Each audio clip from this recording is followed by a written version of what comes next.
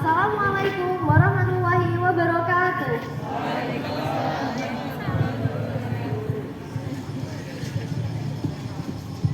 Perkenalkan, nama saya Gresina Belki Syarani Fadli Putri. Saya biasanya dipanggil Belki. Hari ini saya akan menceritakan dongeng asal-usul Gunung Kelut.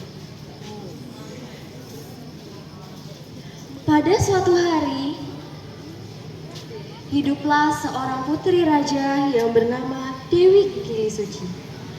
Dewi Kilisuci adalah putri dari Jenggoloman. Putri Kilisuci memiliki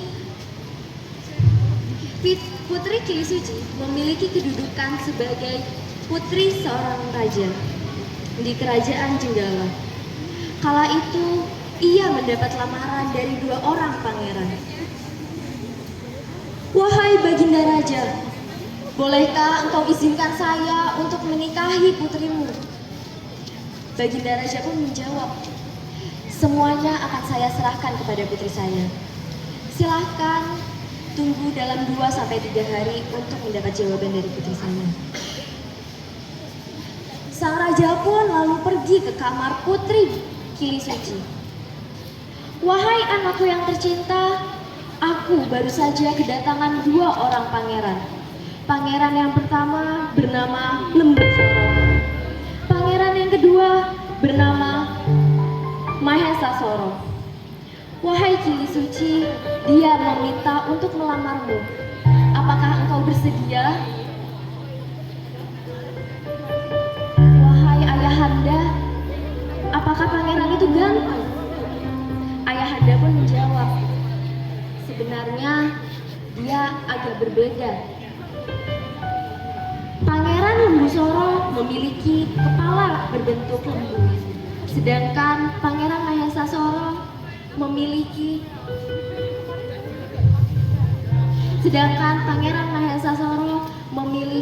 kepala berbentuk kerbau."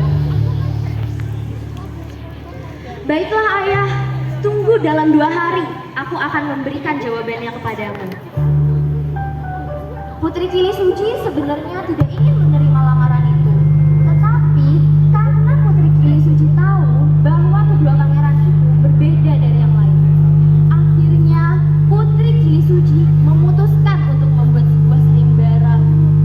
Sayembara ini tidak dapat dilakukan oleh manusia biasa. Sayembaranya yaitu kedua pangeran itu harus bisa membuat 2 buah sumur di atas Gunung Kelut dalam waktu 1 malam sebelum ayam berkokok.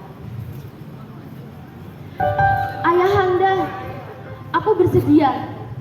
Tetapi aku ingin mengadakan sebuah sayembara untuk 2 pangeran tersebut." "Wahai putriku, sayembara apakah itu?" "Ayahanda, aku ingin kedua pangeran tersebut membuatkan aku sebuah 2 sumur yang berbeda. Sumur yang pertama berbau amis dan sumur yang kedua wangi. Tetapi aku ingin membuat itu dalam waktu 1 malam sebelum ayam jantan berkokok." "Baiklah putriku, aku akan menyampaikan itu kepada Pangeran Lembu Soro dan Pangeran Mahesa Soro." Pangeran Lembu Soro dan juga Pangeran Mahesa Soro dipanggil oleh sang paduka raja untuk mendatangi istana. "Wahai Baginda, bagaimana? Apakah sudah ada jawaban dari putri Anda?" Sang Baginda Raja pun menjawab, "Wahai pangeran, putriku meminta untuk engkau buatkan 2 buah sumur di atas Gunung Kelut sebelum matahari terbenam. Yang pertama, sumur itu harus berbau amis dan yang kedua harus wangi.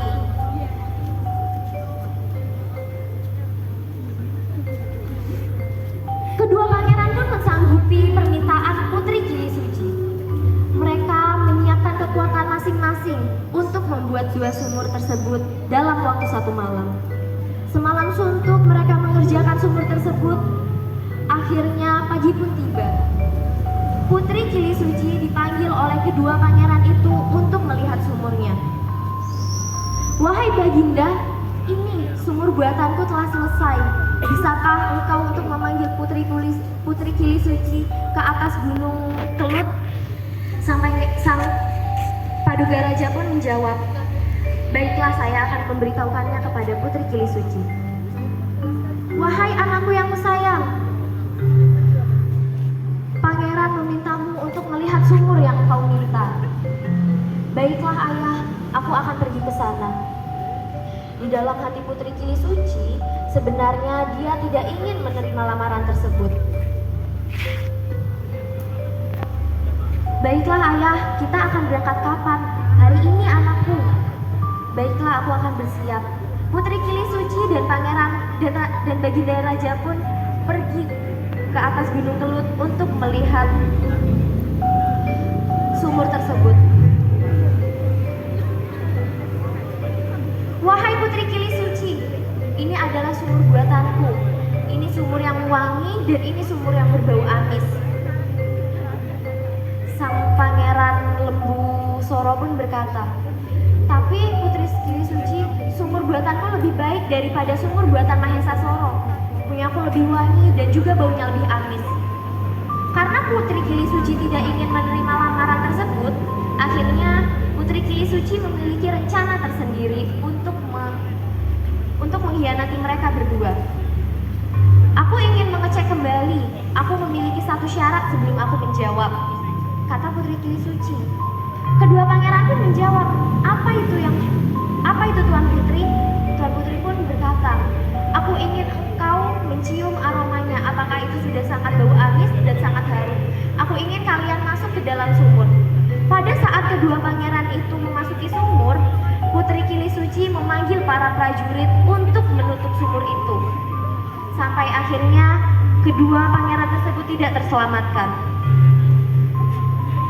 Sebelum Lembu Soro meninggal,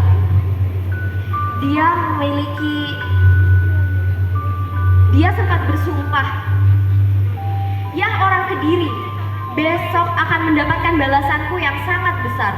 Kediri akan menjadi sungai, Blitar akan menjadi daratan, dan Tulung Agung akan menjadi danau." Sejak saat itu masyarakat setempat mempercayai legenda itu sebagai tolak bala. Penduduk di lereng Gunung Kelut memberikan sesaji yang disebut larung sesaji setiap 23 bulan suro. Pesan moral legenda Gunung Kelut adalah setiap keputusan yang kita ambil harus dipikirkan terlebih dahulu. Jangan sampai setelah kita mengambil keputusan kita malah menyesal. Sekian dari saya, kurang lebihnya mohon maaf. Wassalamualaikum warahmatullahi wabarakatuh.